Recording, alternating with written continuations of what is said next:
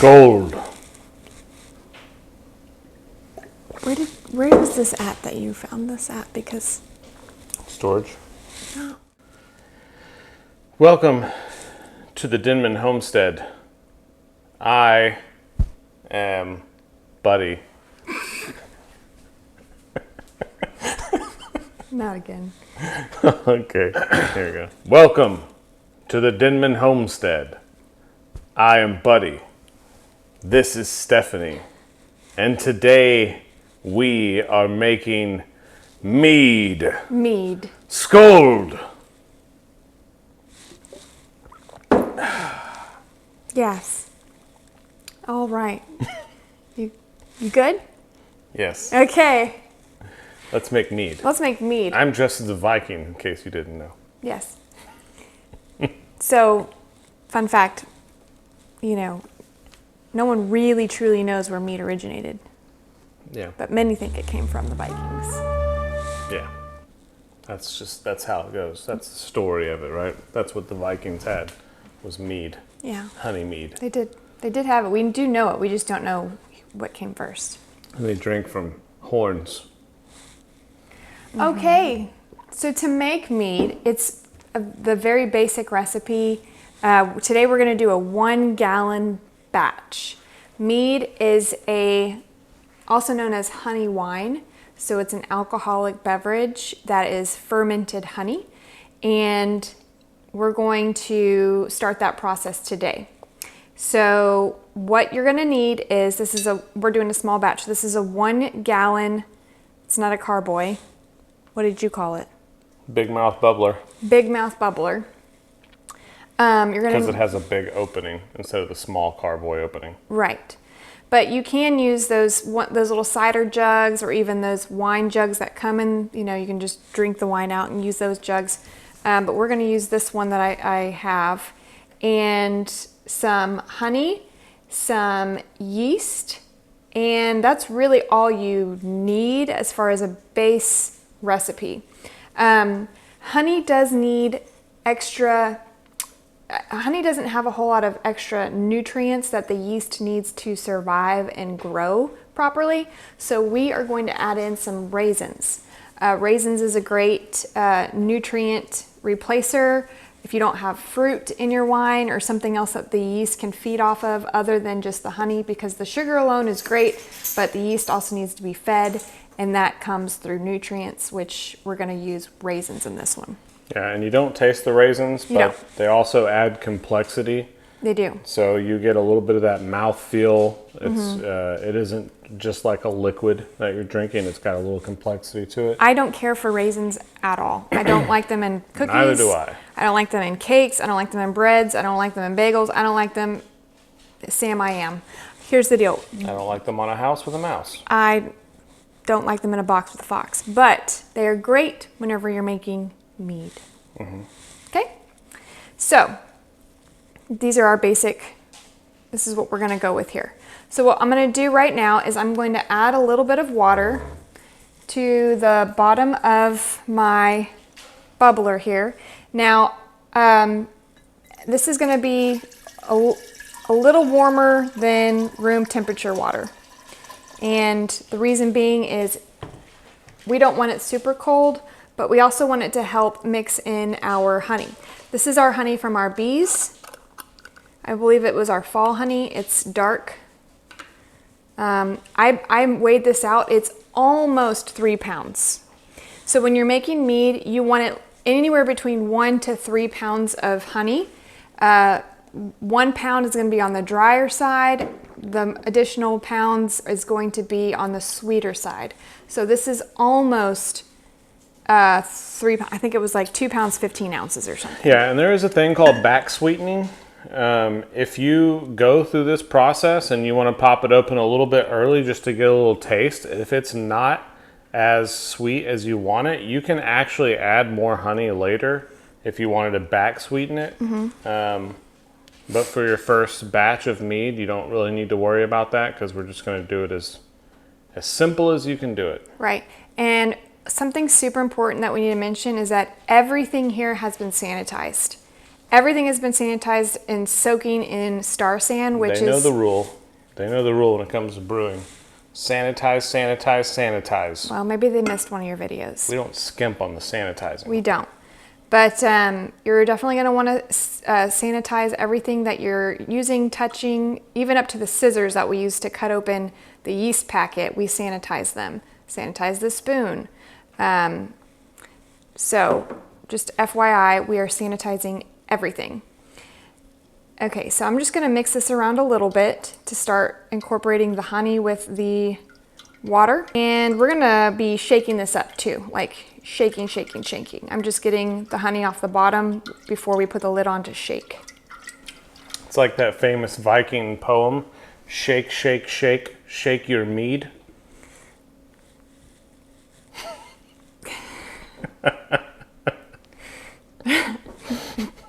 Okay. All right, so I'm gonna put this lid on that's been sanitized as well. This lid does not have any holes in it at all. It's just to keep this jar closed and airtight while we shake. You're gonna shake for a while. And when you're shaking and you think you're done shaking, shake for 2 more minutes. I'm the shaker.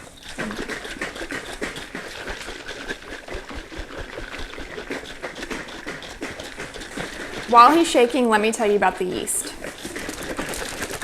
Why did you move over there? Close up. My Viking ferociousness with the shaking. Okay, while he's shaking, we're going to talk about the yeast. I am using a EC1118. That's the number, the brand of yeast. It is actually a wine yeast, and it was created in Champagne, France. So it's great for sparkling wines, fruit wines, mead, cider. This yeast is designed to do well with these types of beverages. So this is the yeast that we have pitched today, and we had to rehydrate it because it's a dry yeast. So this is the yeast, and I'll show you up close.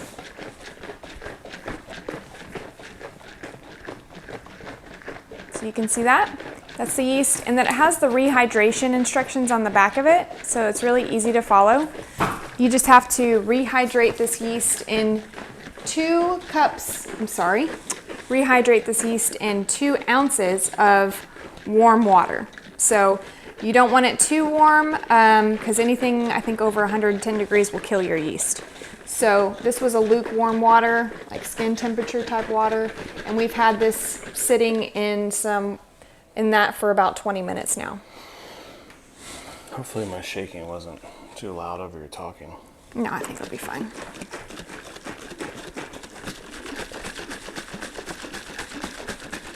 Okay, so now that we've got this mixed, we're gonna open this up and we'll add in our raisins and then our additional water. Okay, this was 3 ounces of raisins, by the way. Smells good? It smells like honey. It does smell like honey. Okay. Gonna add in this extra honey and we'll just have to shake it some more. All right, and I'm going to now fill with more warm water, but we are going to fill it to, what do they call it, the shoulder? Mm-hmm. The shoulder of the bottle. Just below the neck of the bottle. Yes, because we want to leave enough headspace for bubbling,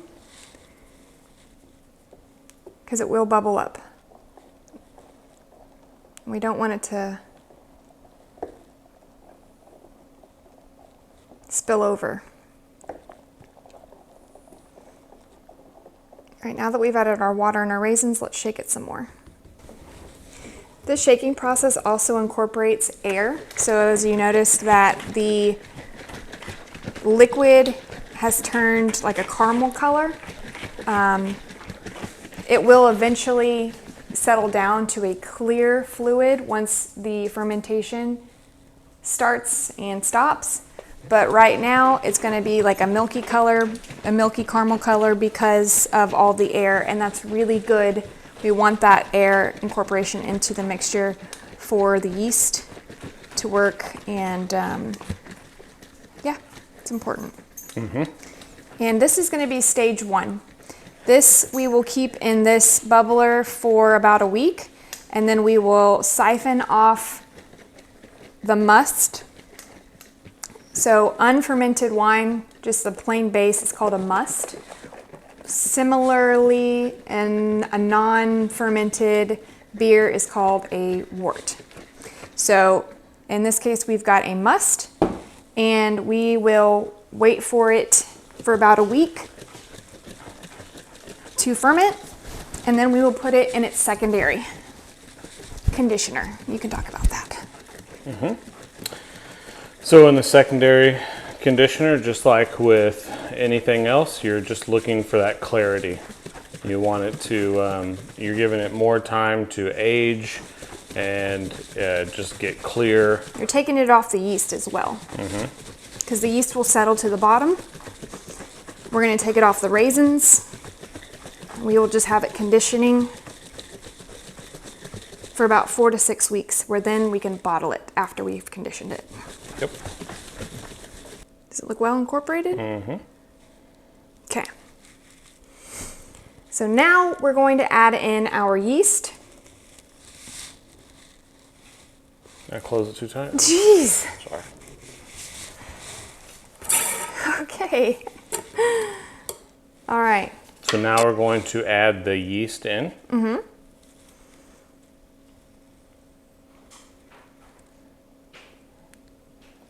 And like I said, we rehydrated the yeast before we did this. And Just going to give this a little bit of a stir. I'm not going to shake it so much, but we're going to stir it around, get it all incorporated.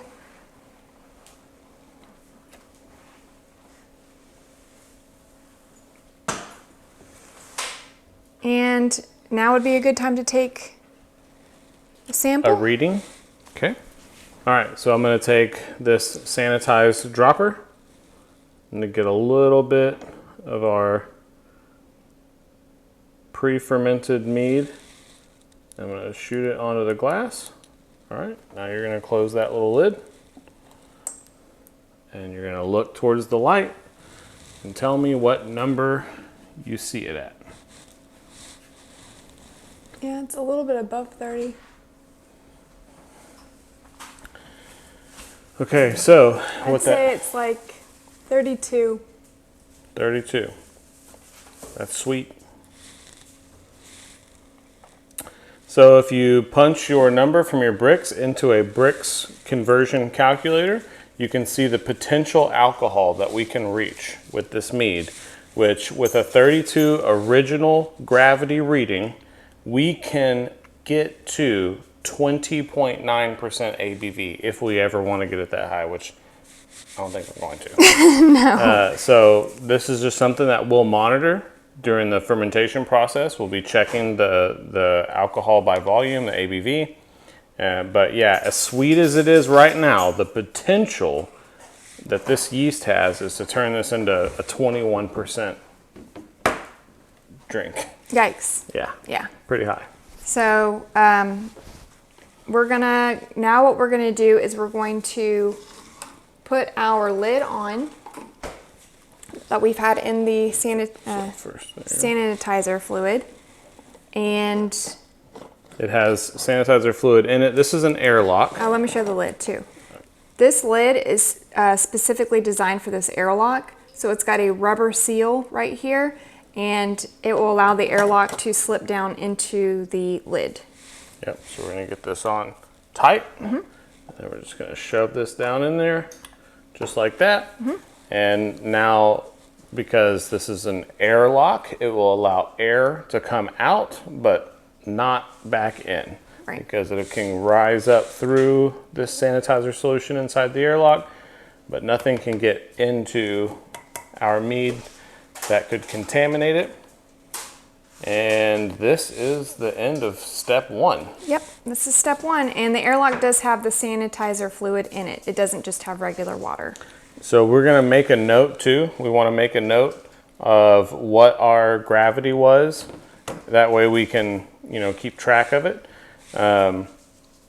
And probably within a few hours or so, this will start bubbling, and I'll show you once that does that. It's not going to take very long for this to start. Okay, so when it comes to labeling, we need to label the date that we did this, and we need to label the specific gravity that we got so that we can monitor it and measure it and keep track of the time and how it's changed over time as we check it. And will we do another bricks check when we put it into the secondary, or will we just do it at the very end? No, when we go into the secondary, we'll do it again. Yep. Okay. We can just monitor it. So yeah, that's step 1. Oh, you know what? I have a Viking story. Oh. You want to hear a Viking story since I'm dressed all weird? So, Heard it here first, folks. when I was in high school, we had to read in English 4 my senior year.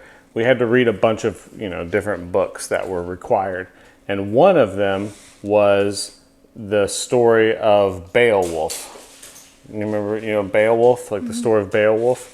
So his saga. But as part of the grade, you had to memorize the intro to the story. You had to memorize it.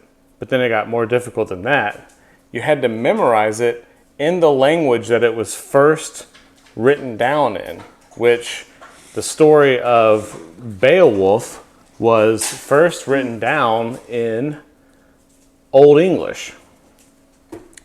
So I had this recording of the intro to Beowulf written or recorded in Old English on a CD, and I would listen to it every night before I went to bed because I knew I had to stand up in front of the class and recite this as part of my grade on this book project.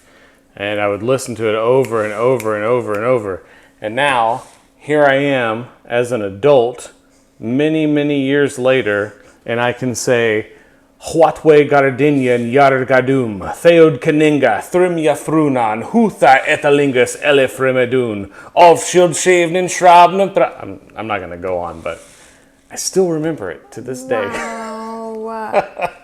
The intro to Beowulf in Old English. Viking story. There you go. Very cool. Yeah.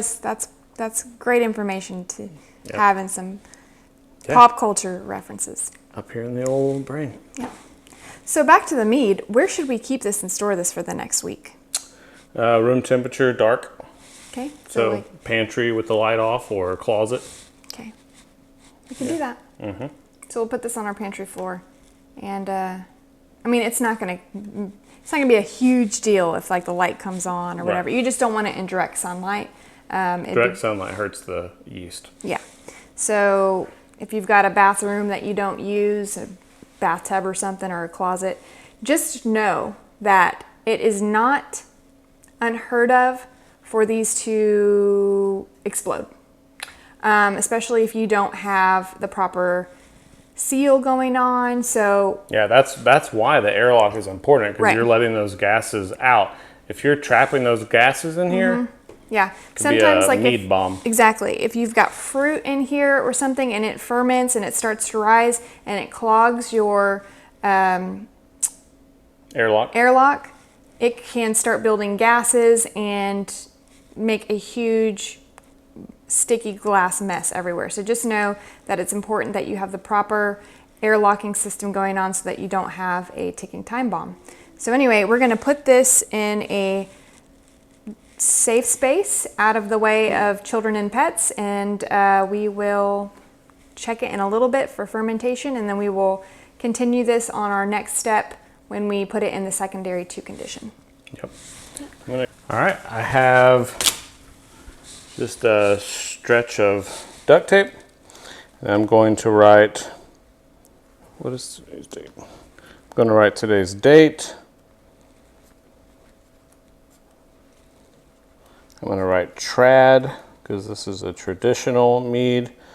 And we are going to write the gravity, which was 1.1389.